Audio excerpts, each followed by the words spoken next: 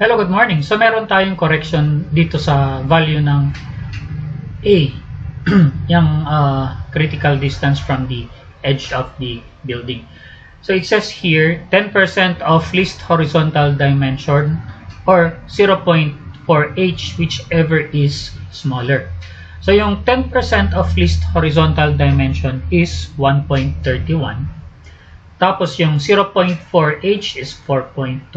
So whichever is smaller among these two. So in this case, 1.31 ang pipiliin natin dito sa dalawa. And then, meron ditong statement, but not less than 4% of least dimension or 0.9 meters. Ngayon, ito yung 0.04 or 4% of least horizontal dimension, which is 0.52.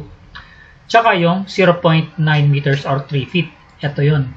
Kaya, pipiliin natin ngayon dito yung maximum, 0.9. Kasi sabi nun, dito, but not less than.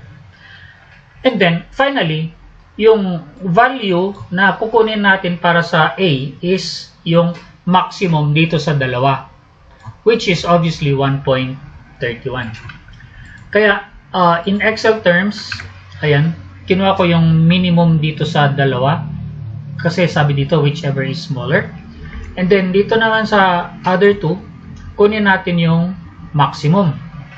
Ayan, kasi sabi dun, but not less than 4% or 0.9 meters. Kaya, yung final